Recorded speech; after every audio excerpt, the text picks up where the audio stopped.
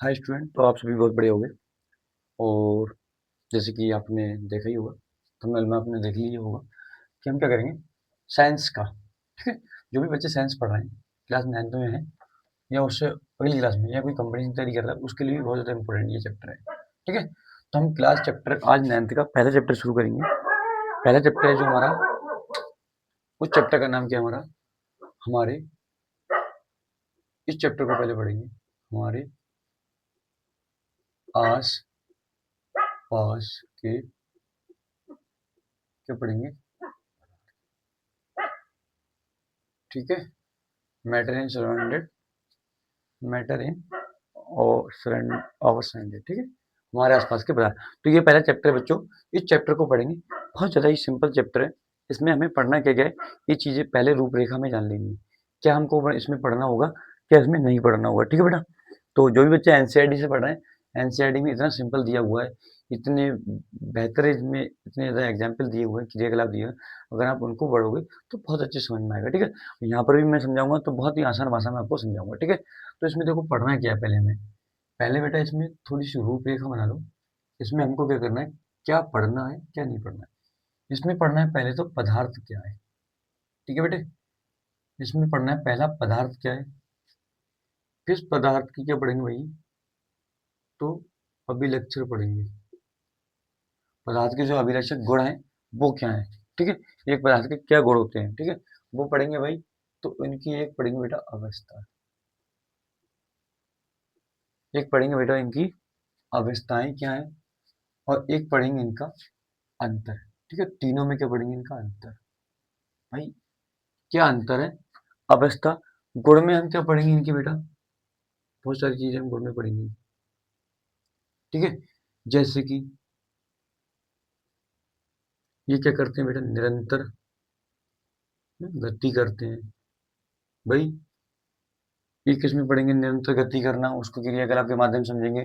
ठीक है, बहुत बढ़िया तरीके से अगर आपको समझ में आएगा। ठीक है, और हम जब इसको पढ़ेंगे तभी मैं आपको बता दूंगा, तभी पॉइंट को हम पढ़ेंगे। ठीक है, बाकी ये चलो हम पहला पहला कर लेते हैं। ठीक है बेटा, तो देखो मैं लिखूंगा यहाँ थोड़ा सा कम, बोलूंगा कुछ ज्यादा। अगर आप मेरे साथ लिख रहे हो तो उसको लिख लेना। देखो पदार्थ क्या होता है, पदार्थ एक सबसे सूक्ष्म कण होता है। पदार्थ एक ऐसा सूक्ष्म कण होता है जो हमारे आसपास में क्या है, हमारे आसपास में जो भी कोई वस्तु है, हमारे आसपास में जो भी हमें वस्तु दिख रही है, वो सबकी सब बेटा क्या है, पदार्थ। अगर मेरे पास ये पेन है, ये भी क्या है, पदार्थ। अगर मेरे पास कपड़ा है, ये भी पदार्थ। ये मेरे सामने ईंटें हैं, ये दीवारें, ये भी सब क्या पदार्थ बना हुआ है।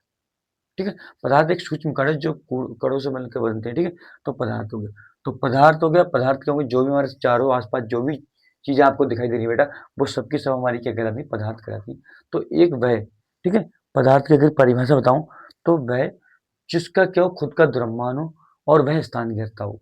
ठीक है, एक वह वस्तु जिसका द्रव्यमान हो और वह स्थान घेरता हो, वह क्या कहलाएगा, पदार्थ कहलाएगा। ठीक है, एक वस्तु है, उसका खुद का द्रव्यमान होगा उसके पास, और प्लस उसका क्या होगा, वो किसी न किसी स्थान को घेरेगा। अगर जहां रख दोगे वो कोई ना कोई इसको स्थान को घेर लेगी, तो वही तुम्हारा क्या कहलाएगा बेटा, तो पदार्थ कहलाएगा। ठीक है, वह वस्तु, मैं लिख लूं, ये पदार्थ क्या होगा, ये वह वस्तु, ठीक है, जिसका जिसका बेटा द्रव्यमान हो, और बेटा क्या बोलोगे, स्थान घेरता हो। ठीक है, स्थान घेरता हो, वो सारे के सारे क्या कहलाएंगे बेटा, तुम्हारे पदार्थ कहलाएंगे। क्या कहलाएंगे बेटा, तो पदार्थ कहलाएंगे। पदार्थ क्या होंगे, वह वस्तु जिसका एक द्रव्यमान हो और वह क्या हो, स्थान घेरता हो, वो क्या कहलाएंगे बेटा, पदार्थ। तुम्हारे आसपास में जितनी सारी वस्तुएं वो सबकी सब क्या होंगी बेटी, पदार्थ होंगे। क्या होंगे बेटा, पदार्थ होंगे। तो ये तुम्हें पता चल गया पदार्थ क्या होगा, बस। कोई वस्तु, कोई चांदी, सोना, ये सब के सब क्या कहलाएंगे, पदार्थ। अगर मैं बात करूं कि बेटा कोई भावात्मक चीजें होती हैं, जैसे उसकी सुंदरता, उसकी ईमानदारी, ये क्या तो कहलाएंगे तुम्हारे, ये कोई स्थान घेरेगा क्या, नहीं घेरेगा बेटा। ये तुम्हारे अंदर की चीजें, तुम्हारे अंदर की भावात्मक चीजें हैं, वो तुम्हारे क्या कहलाएंगे, पदार्थ नहीं कहलाएंगे। अगर लकड़ी, सोना, चांदी है, जो भी बोलूं मैं, रुमाल, पेन, पेंसिल, ये तुम्हारे सबके सब बेटा क्या कहलाएंगे, पदार्थ। और जितनी भी भावात्मक चीजें हैं, ठीक है, सुंदरता है, ईमानदारी, ठीक है, बेईमानी, ये सब के सब बेटा क्या कहलाएंगे तुम्हारे, तो ये पदार्थ नहीं होंगे। ठीक है, तो आगे समझ में, पदार्थ क्या होंगे, जो स्थान गिरता हो द्रव्यमान गिरता, जिसका द्रव्यमान हो और स्थान गिरता हो वो क्या कहलाएंगे बेटा, तुम्हारे पदार्थ। अगर तुमसे कह दिया जाए कि सुंदरता एक पदार्थ हो गया, तुम्हारा क्या नहीं होगा बेटा, वो स्थान नहीं गिरेगा। ठीक है, तो ये तुम्हारा हो गया। फिर मैंने क्या कहा था बेटा, इसके बाद हम पढ़ेंगे इसकी अभिलक्षण। अभिलक्षण क्या होंगे, ठीक है बेटा, पढ़ लो। ठीक है, पढ़ लो भाई अभिलक्षण। अब हम बात करेंगे पदार्थ के गुण की बात।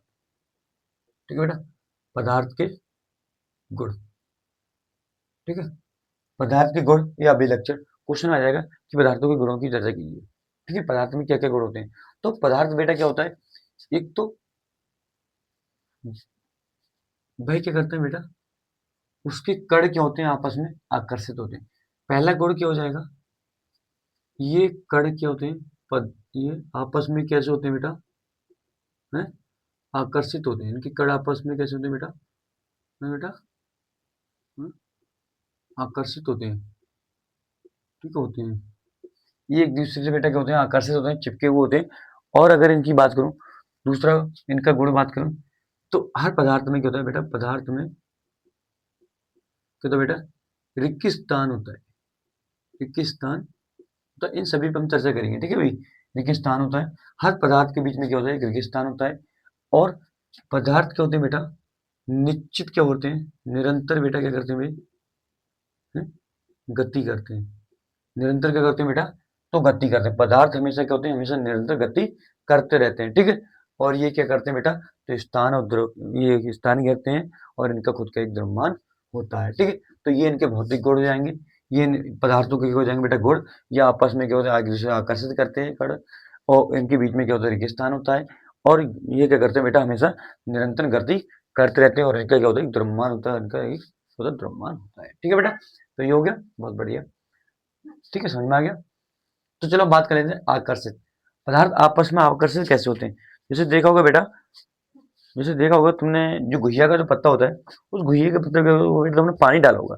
पानी डाला होगा तो पानी देखा होगा, एक गोल सी बूंदगी बन जाती है। तो वो कण क्या होते हैं, पानी के आपस में क्या होते हैं बेटा, एक दूसरे से चिपके हुए होते हैं। और चिपके होने की वजह से वो कहते हैं गोली सी बन जाता है। अगर इधर से इधर करो पानी, तो मैं आपको फैलता हुआ नहीं दिखाई देगा ना, है ना।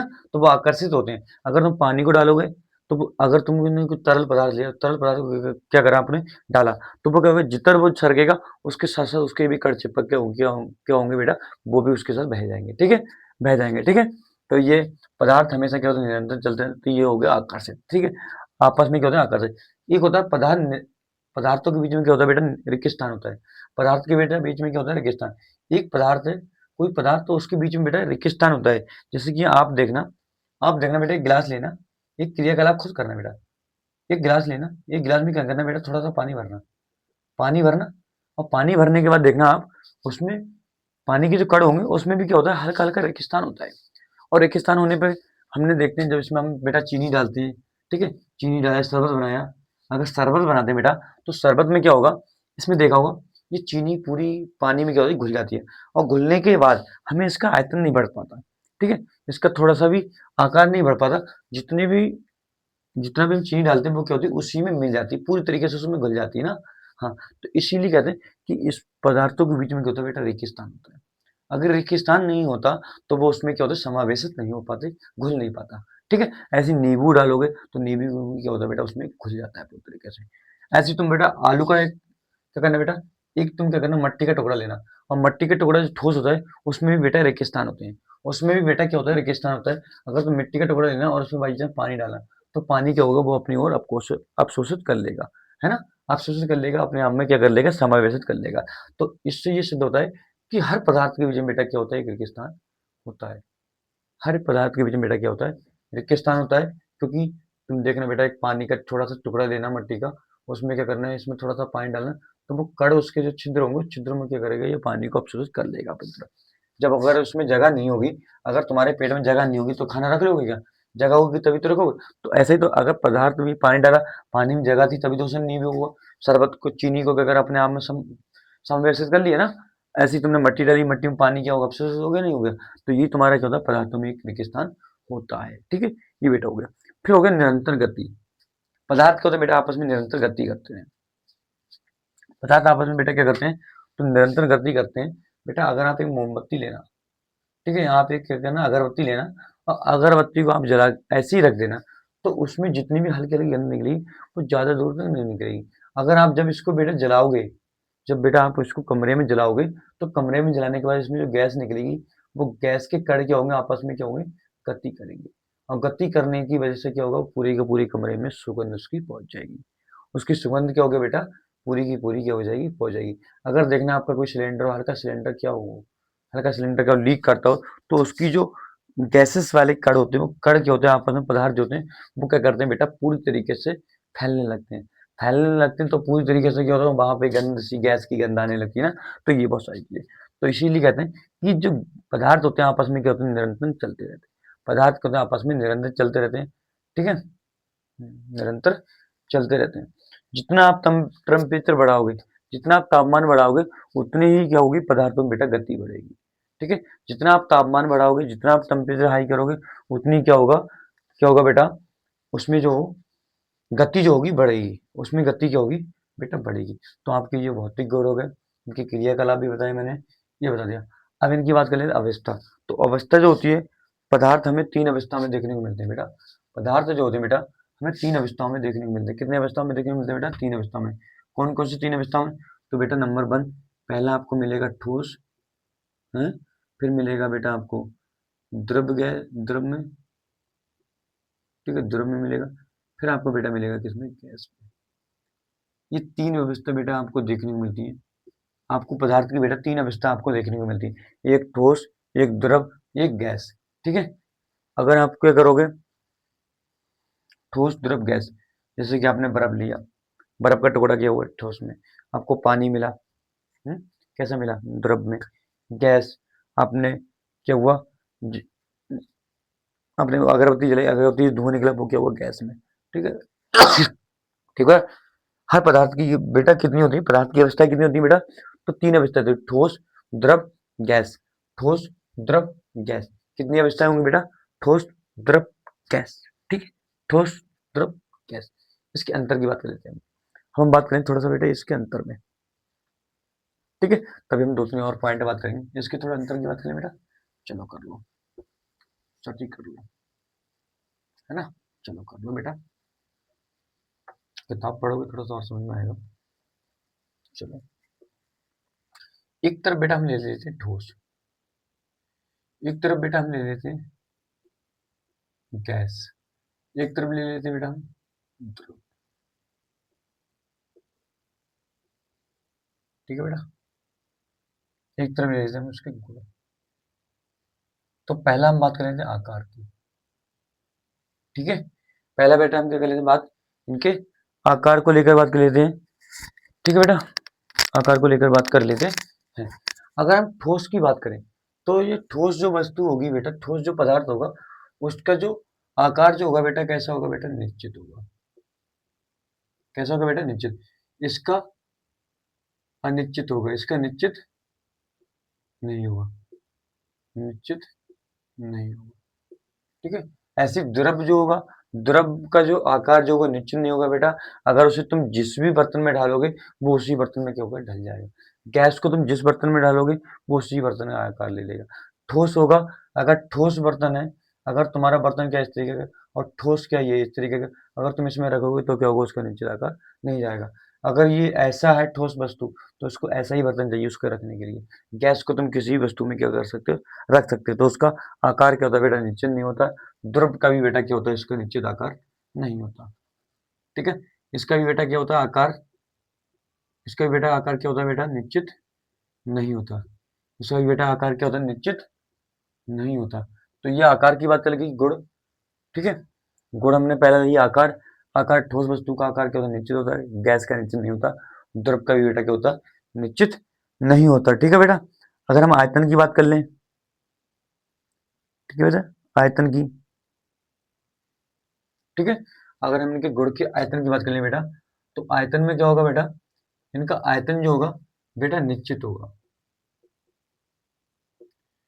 इसका जो आयतन क्या होगा बेटा, निश्चित होगा।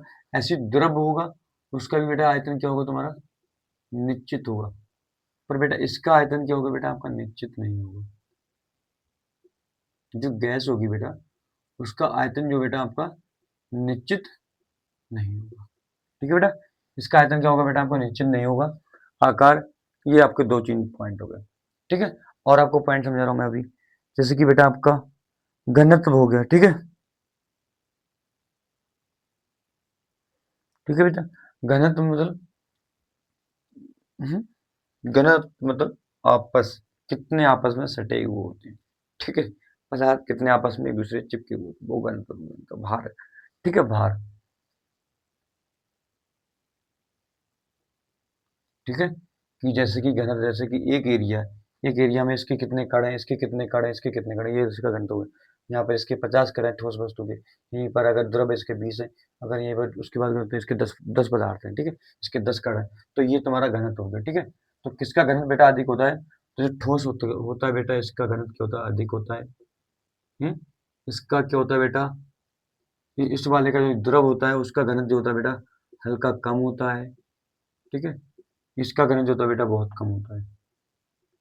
ठीक है बेटा, जो गैस होता है, गैस का घनत्व जो होता है बेटा बहुत कम होता है। द्रव जो होता है उसका घनत्व जो होता है बेटा थोड़ा सा हल्का होता है। फिर ठोस का होता है, ठोस का घनत्व बेटा थोड़ा सा क्या होता है, अधिक होता है। उसका ठोस का घनत्व बेटा जो होता है आपका कैसे होता है, अधिक होता है। कैसे होता है बेटा, अधिक। अगर ऊष्मा का प्रभाव देखोगे तो, ठीक है, अगर इन पदार्थों में बेटा ऊष्मा का प्रभाव प्रभाव देखोगे, ठीक है, अगर आप बेटा क्या करोगे, इन पर ऊष्मा, ठीक है बेटा, अगर आप इस पे ऊष्मा का प्रभाव देखोगे तो ऊष्मा के प्रभाव में क्या होगा, ठोस वस्तु को अगर ऊष्मा दोगे तो उसके पदार्थ क्या होंगे बेटा, कम फैलेंगे। पहले क्या होगा बेटा, इसके पदार्थ जो होंगे बेटा क्या होंगे आपके, ठीक है बेटा, फैलेंगे। इसके ठोस की जो ठोस वाली वस्तु होगी, अगर तुम बेटा इस पे क्या करोगे अपना, इस पे क्या करोगे बेटा, अगर ठोस वाली वस्तु को अगर तुम गर्म करोगे तो गर्म करने पे क्या होंगे बेटा, इसके पदार्थ भी क्या होंगे, फैलेंगे। है ना। आप अगर आपने कोई लोहा का कोई कर लिया, उसको जब आप पिघलाते हो तो कैसे देख रहे हो, पिघलने के बाद कैसे पतला पतला जैसे भागने लगता है, तो इसके कण क्या होते हैं बेटा, फैलते हैं। ठीक है बेटा, इसके कण क्या होते हैं बेटा, तो फैलते हैं। इसके कण के बेटा फैलते हैं। हाँ, फिर इसके क्या होते हैं बेटा, इसके भी क्या होते हैं, ज्यादा फैलते हैं। इसके बेटा क्या होते हैं, ज्यादा फैलते हैं। इसके कण क्या होते हैं, द्रव के जो कण जो होते हैं, पदार्थ जो होते हैं बहुत ज्यादा फैलते हैं। फिर आपका था गैस, गैस के बेटा आपके बहुत तेजी से फैलते हैं। ठीक है बेटा, इसके आपके क्या होते हैं बेटा, बहुत तेजी से फैलते हैं। फिर अगर मैं बात कर लूँ कि क्वथनांक गलनांक, ठीक है, द्रव गैस की अगर मैं बात कर लूँ, हैं, गलनांक, फिर आपका क्वथनांक।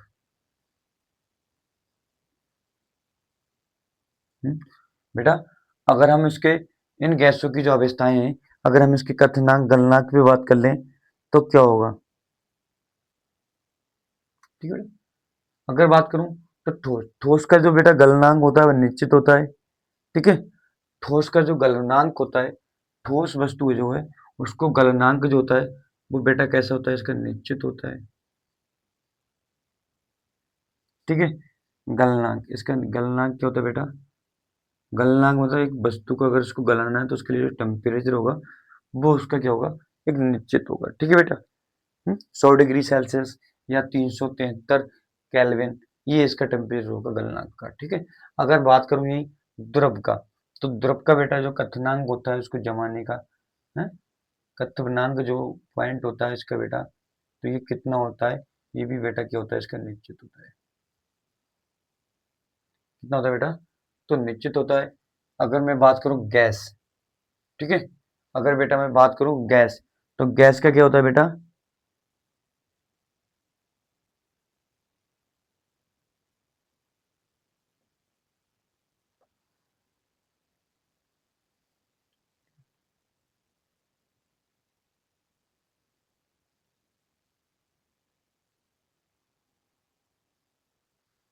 ठीक है बेटा,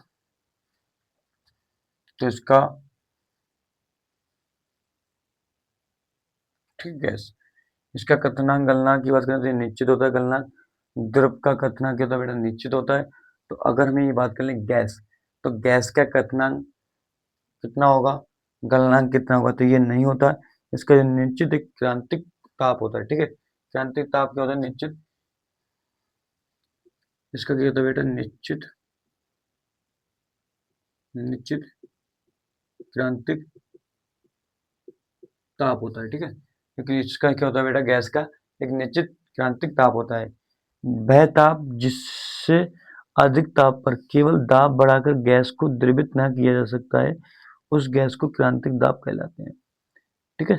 सेंट्रिकल टेम्परेचर कहते हैं एक ऐसा दाब, इसका एक निश्चित दाब होता है जिसको क्या होता है, दाब लगाने पे क्या होता है, इसके पदार्थों को क्या किया जा सकता है बेटा, पदार्थों को रोका जा सकता है, ठीक है, वो क्या कहलाता है, क्रांतिक दाब। ठीक बेटा, तो ये आपको ये चीजें समझ में आई, बहुत बढ़िया था, बहुत बढ़िया। चलो, तो अब हम बात कर लेते हैं थोड़ा सा गलनांक पॉइंट, ठीक है, गलनांक कथनांक ये बात कर लेते हैं बेटा, ठीक है। एक आपका आता है यहाँ पे विसरण, ठीक है बेटा, एक आपका आता है विसरण। विसरण में क्या होता है बेटा, विसरण में क्या होता है, जब पदार्थ के कणों के बीच में जो स्पेस होता है, इसी को क्या कहते हैं हम, ठीक है, इसी क्रिया को क्या कहते हैं हम, विसरण की क्रिया कहलाती है, ठीक है, ठीक है। पदार्थों के बीच में जो स्पेस होता है बेटा, जो पदार्थ होते हैं, पदार्थ को जब आप गर्म करते हो, गर्म करने पर जो आपके पदार्थ का बीच में स्पेस बनता है, उसी स्पेस को क्या कहते हो बेटा, विसरण कहते हो, विसरण। तो विसरण बेटा क्या होगा, पदार्थों के बीच में जो स्पेस होगा, जगह होगी, रिक्त स्थान होगा, उसी को बेटा आप क्या कहोगे, तो विसरण कहोगे बेटा, उसी को क्या कहोगे, तो आप विसरण कहोगे, ठीक है। और मैंने बताया था कि एक आकर्षक बल के तो कणों के बीच में क्या होता है बेटे, एक आकर्षक बल होता है जो पदार्थों के कणों का क्या करता है बेटा, आपस में चिपकाए रखता है, ठीक है, उनको आपस में क्या करता है बेटा, चिपकाए रखता है। तो ये आपको हो गया, ठीक है बेटा। और जो वीडियो होगी वो हम कल की वीडियो में क्या करेंगे, आगे बात करेंगे, और भी जो पॉइंट है, ठीक है, इसकी गलनांक कथनांक और ये 2-3 पॉइंट है, इसकी बात हम उसी पॉइंट में कर लेंगे, ठीक है बेटा। वीडियो लंबी हो रही थोड़ी सी।